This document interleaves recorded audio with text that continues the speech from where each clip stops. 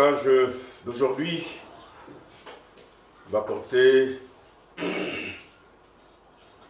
dans les passages contenus dans le livre de Deutéronome, chapitre 11, versets 26, 27 et 28. Et bien avant tout cela, non seulement que je saisis cette opportunité pour dire bonjour aux uns et aux autres, je vais aussi demander à ma sœur bien-aimée, habillée en robe verte, de se lever et nous conduire dans la sainteté du Seigneur afin qu'il bénisse les moments que nous allons passer ensemble. Jésus-Christ, notre foi saint, nous te remercions, nous avons permis de nous lever en bien, Père éternel, nous avons permis de nous réunir ensemble.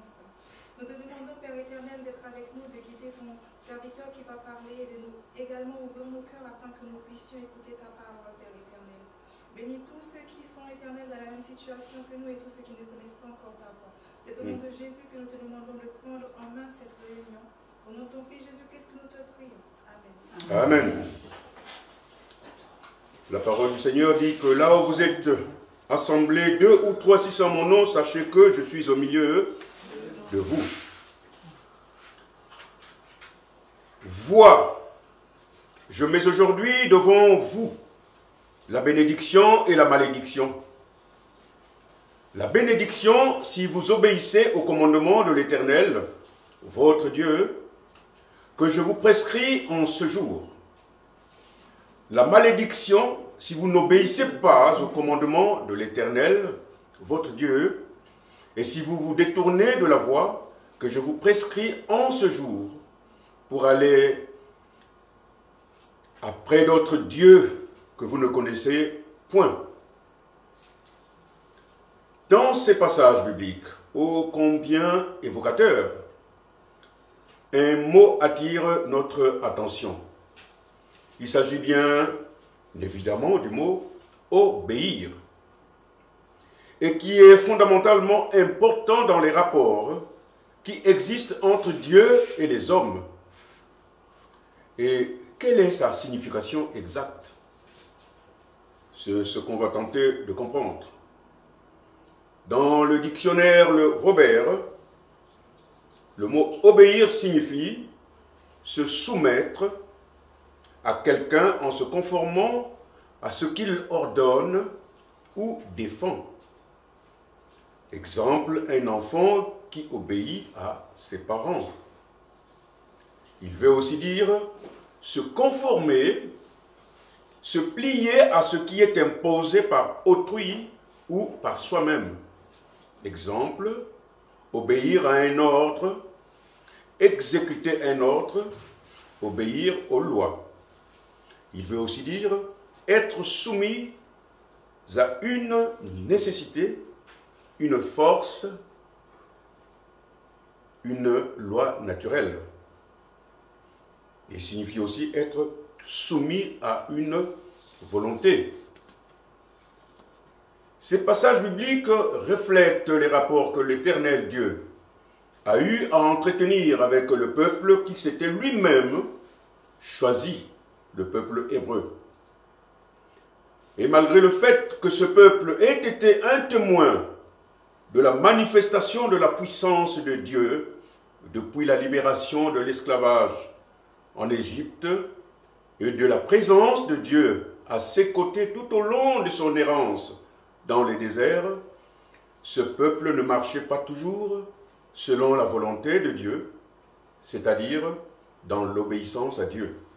Cependant, l'Éternel Dieu manifestait de la bienveillance lorsque le peuple marchait selon sa volonté et les reprenait, les punissait lorsque ce dernier venait incessamment à désobéir à l'Éternel Dieu. Et d'après le nouveau dictionnaire biblique, l'obéissance est l'action d'obéir. Du mot hébreu shama et du mot grec upakwo, obéir signifie écouter. Désobéir, ce n'est pas écouter la voix de Dieu. L'obéissance consiste essentiellement dans la soumission de sa volonté propre à une volonté extérieure reconnue comme autorité. Elle suppose que cette autorité extérieure ait plus clairement communiqué sa volonté à ceux dont elle attend l'obéissance. Il est ici intéressant de souligner le fait que l'obéissance, thème choisi de notre message aujourd'hui, présente un intérêt historique d'abord, en ce que la parole de Dieu nous montre que par la seule désobéissance du premier homme, Adam, toute l'humanité entière a été entraînée sous une malédiction. Et l'intérêt l'est aussi actuel, car par l'acte d'obéissance d'un seul homme, à savoir Jésus-Christ, notre Seigneur, l'humanité fut délivrée de la malédiction.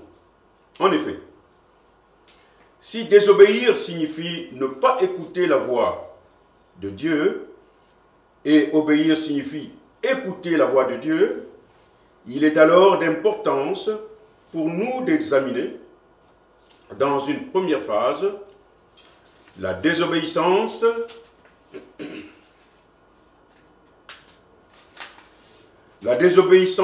et ses conséquences, tandis que dans la deuxième partie, nous traiterons de l'obéissance et les conséquences y relatives.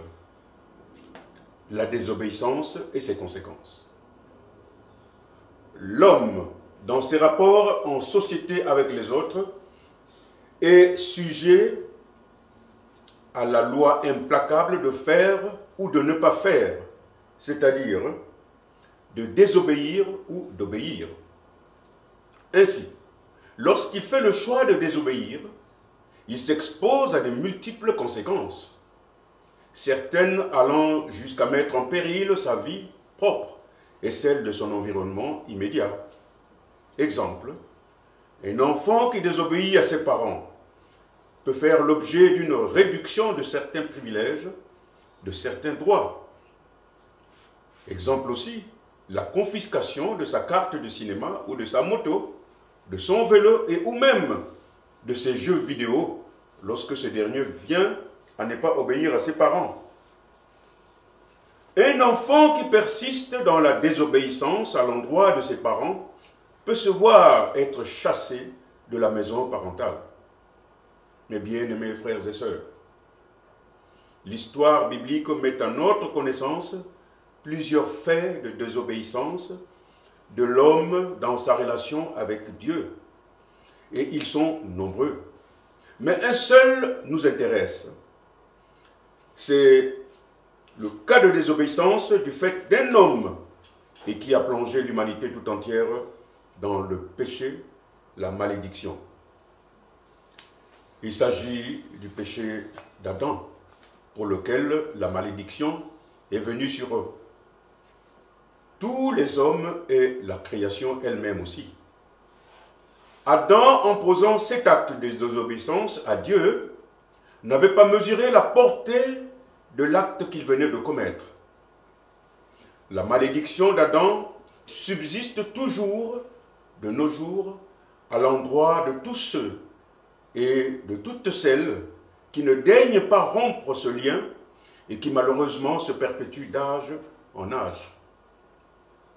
Notons aussi qu'outre la désobéissance d'Adam, Dieu fut confronté au même fait de désobéissance avec les Hébreux, le peuple élu de Dieu. En effet, Israël a constamment désobéi, comme nous pouvons le voir dans le psaume 81 et au verset 12. Je cite, « Mais mon peuple n'a point écouté ma voix. Israël ne m'a point obéi. » Et ce, nonobstant les mises en garde contenues dans les versets 9, 10 et 11. On peut aussi lire dans le livre du prophète Jérémie, au chapitre 7 et au verset 24 à 28, je cite, « Et ils n'ont point écouté, ils n'ont point prêté l'oreille, ils ont suivi les conseils, les penchants de leur mauvais cœur, Ils ont été en arrière et non en avant. Depuis le jour où vos pères sont sortis du pays d'Égypte, jusqu'à ce jour, je vous ai envoyé tous mes serviteurs, les prophètes. Je les ai envoyés chaque jour, dès le matin.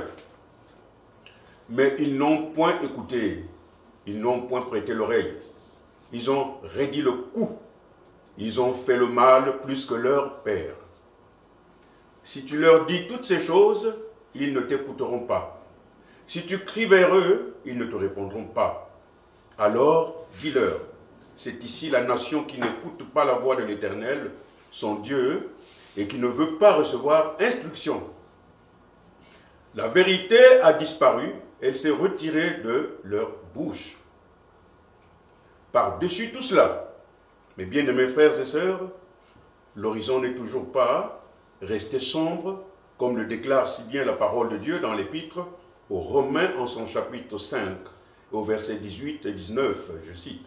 Ainsi donc, comme par une seule offense, la condamnation a atteint tous les hommes, de même par un seul acte de justice, la justification qui donne la vie s'étend à tous les hommes.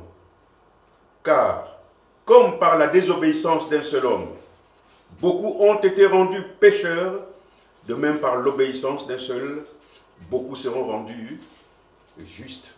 En effet, Dieu, dans son amour immense, n'a pas daigné laisser l'humanité dans le péché, puisque tout être humain qui naît est pécheur de par le péché d'Adam, depuis l'aube des temps. Mais Dieu, toujours lui encore, qui vient chaque fois auprès de l'homme, a pourvu encore à l'homme le moyen de se sortir de cette malédiction que nous connaissons tous. Le seul moyen est Jésus-Christ, notre Seigneur. Nous avons vu ce que la désobéissance peut faire à l'homme. Adam, en posant cet acte, n'avait pas connaissance des méfaits, des conséquences qui pouvaient s'en suivre. À lui seul, il a plongé toute l'humanité dans la malédiction, dans les ténèbres. C'est pourquoi je tenais quand même à nous dire que par la faute d'un seul, plusieurs peuvent être victimes, plusieurs peuvent être touchés, alors qu'il s'agit simplement d'une seule personne. C'est pourquoi nous devons faire attention, même dans nos propres rapports avec nos familles ou avec nos amis. Sachons quoi dire, sachons quoi parler. Même les mots font mal.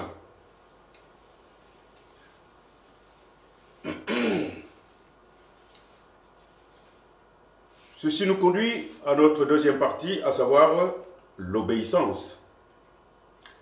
Est-ce une nécessité? Si oui, et pourquoi l'obéissance est une nécessité? En effet, l'obéissance est nécessaire et est fondamentale dans les rapports entre les enfants et leurs parents au sein d'une famille. Elle est aussi importante dans les rapports des hommes entre eux dans la société. Mais l'obéissance est encore plus nécessaire et fondamentale dans les rapports entre Dieu et les hommes. Obéir à Dieu, c'est faire sa volonté, c'est-à-dire observer et mettre en pratique ses commandements. À quoi nous sert-il d'écouter la parole de Dieu, d'éplucher chaque jour la Bible, si nous sommes incapables de mettre en pratique ce que nous entendons ou ce que nous lisons? À ce titre, nous avons l'exemple d'Abraham dans la Bible. en ce qui concerne l'obéissance. Dans le livre de Genèse, précisément au chapitre 22, nous connaissons tous cette histoire. Après l'acte d'obéissance d'Abraham dans la foi, la parole de Dieu déclare au verset 15, 16, 17 et 18, je cite, « L'ange de l'Éternel appela une seconde fois Abraham des cieux et dit, « Je le jure par moi-même, parole de l'Éternel, parce que tu as fait cela et que tu n'as pas refusé ton fils, ton unique, je te bénirai et je multiplierai ta postérité comme les étoiles du ciel et comme le sable qui est sur le bord de la mer. Et ta postérité possédera la porte de ses ennemis. Toutes les nations de la terre seront bénies en ta postérité parce que tu as obéi à ma voix. » Vous voyez la portée qu'il y a au niveau de l'obéissance. Ce que Abraham a fait a eu des répercussions dans tous les âges jusqu'aujourd'hui. À cause, plutôt grâce à Abraham, beaucoup de nations ont été bénies. Nous avons aussi l'exemple de Moïse qui a obéi à Dieu dans la mission qu'il avait reçue de la part de l'Éternel Dieu, à savoir aller sortir les Israélites de l'esclavage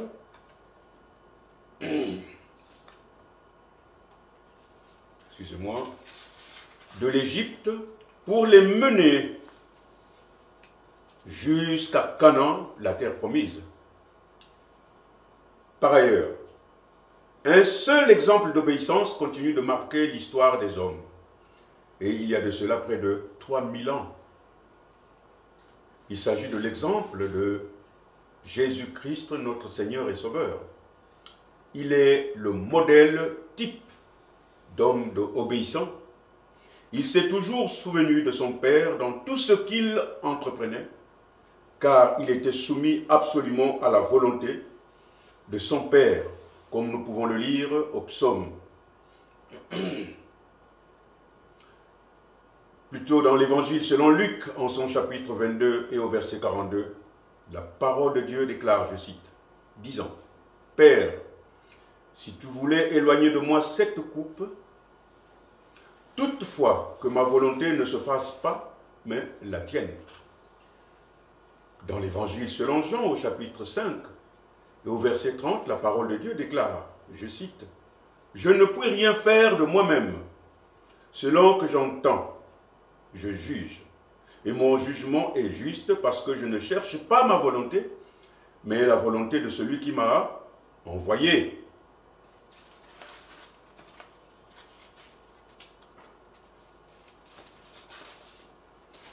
Mes bien-aimés frères et sœurs, il faut souligner que sous cette dispensation de la grâce dans laquelle nous sommes, l'obéissance occupe une place de choix. Christ Jésus est notre modèle d'obéissance dans la foi. C'est par l'obéissance qu'il a été élevé à la perfection et est devenu pour tous ceux qui lui obéissent l'auteur d'un salut éternel. On le voit dans l'Épître aux Hébreux au chapitre 5 et verset 9. Et tout ce qu'ont pu faire les apôtres relève aussi de l'obéissance. Aussi nous devons obéissance à Dieu, à nos parents, aux autorités, à tous ces bergers que Dieu a choisis pour paître ses brebis. Le Seigneur Jésus est resté jusqu'à la croix faire la volonté de son Père. Le seul acte d'obéissance de Christ Jésus nous a procuré d'innombrables richesses et privilèges.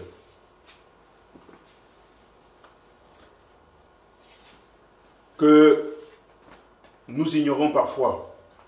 Je vais donner les lectures de ces privilèges qui sont contenus dans l'Épître aux Éphésiens au chapitre 1, versets 3 à 14. Béni soit le Dieu et Père de notre Seigneur Jésus-Christ, qui nous a bénis de toute bénédiction spirituelle dans les lieux célestes en Christ. En lui, c'est-à-dire en Christ, Dieu nous a choisis avant la création du monde pour que nous soyons saints et sans défaut devant lui. Dans son amour, il nous a prédestinés, c'est-à-dire destinés d'avance, à être ses enfants adoptifs par Jésus-Christ. C'est ce qu'il a voulu dans sa bienveillance pour que nous célébrions la gloire de sa grâce dont il nous a comblés dans le bien-aimé. En lui aussi, c'est-à-dire en Jésus-Christ toujours, par son sang, nous sommes rachetés, pardonnés de nos fautes, conformément à la richesse de sa grâce. Dieu nous l'a accordé avec abondance, en toute sagesse et intelligence. Il nous a fait connaître le mystère de sa volonté, conformément au projet bienveillant qu'il avait formé en Christ pour le mettre à exécution lorsque le moment serait vraiment venu, à savoir de tout réunir sous l'autorité du Messie, aussi bien ce qui est dans le ciel que ce qui est sur la terre. En lui, nous avons été désignés comme héritiers, ayant été prédestinés suivant le plan de celui qui met tout en œuvre conformément aux décisions de sa volonté, pour servir à célébrer sa gloire, nous qui avons par avance espéré dans le Messie. En lui, vous aussi, après avoir entendu la parole de la vérité, l'évangile qui vous sauve, en lui vous avez cru et vous avez été marqués de l'empreinte du Saint-Esprit qui avait été promis. Il est le gage de notre héritage en attendant la libération de ceux que Dieu s'est acquis pour célébrer sa gloire. Tout ce chapelet de richesses dont beaucoup d'enfants de Dieu ignorent, par le fait de Jésus-Christ, qui par son obéissance a amené beaucoup des hommes à bénéficier de tout ce dont je viens de citer, qui sont de toutes ces choses qui sont contenues dans l'épître aux Éphésiens, chapitre 1, verset 3 à 14. Dans l'épître, toujours dans la même épître, au chapitre 5, versets 1 et 2, nous pouvons lire: Devenez donc les imitateurs de Dieu, comme des enfants bien-aimés, et marchez dans la charité à l'exemple de Christ qui nous a aimés et qui s'est livré lui-même à Dieu pour nous, comme une offrande et un sacrifice de bonne odeur. Autrefois vous étiez ténèbres, et maintenant vous êtes lumière dans le Seigneur. Marchez comme les enfants de la lumière. Comment fait-on pour marcher comme les enfants de la lumière? Il n'y a qu'une seule chose à faire, à savoir obéir au commandement de Dieu. Comment fait-on pour obéir au commandement de Dieu? C'est de mettre en pratique chaque jour les commandements de Dieu. Dieu nous dit: aimez-vous les uns les autres, pour ne citer que cet exemple. Mais nous devons nous aimer, effectivement, dans notre pratique de tous les jours. Nous devons manifester cet amour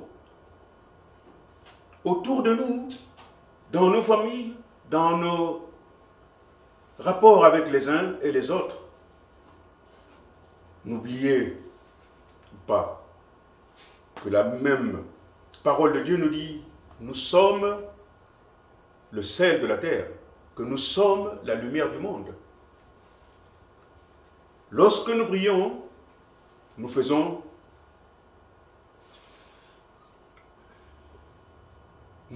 recevoir, nous faisons réjaillir cette lumière sur les autres,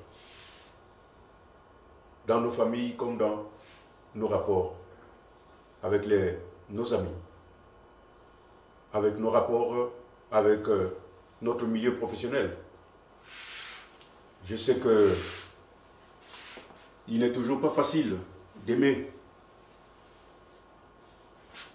Vous allez me dire, peut-on aimer son ennemi? qu'est-ce que la parole de Dieu nous dit? Oui, au lieu de ne pas l'aimer, mieux vaut l'aimer, le bénir. Nous connaissons aussi la parabole de Christ quand il dit, lorsque quelqu'un vous gifle sur la joue droite, tendez-lui aussi la joue gauche. Mais nous sommes nombreux à ne pas comprendre ce que cela veut dire. Qu'est-ce que cela veut dire?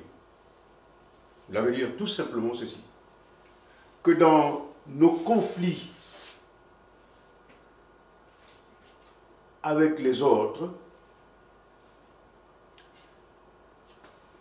plus vous êtes tendu comme celui qui vient vous agresser, vous finirez, si vous ne faites pas attention, effectivement à la bagarre. Mais si vous lui tendez votre joue, vous lui dites, continue de frapper, sincèrement vous allez voir comment lui-même, il va se faire désamorcer. Parce qu'en face de lui, il ne trouve pas une résistance. Mais bien au contraire, il va se laisser choir. Et parfois vous avez l'impression, mais qu'est-ce qui s'est passé pour qu'il ne continue pas de me frapper? C'est pourquoi lorsque vous voyez un individu qui vient auprès de vous menaçant, ne soyez pas vous aussi menaçant. Sinon vous risquerez d'arriver jusqu'à la friction.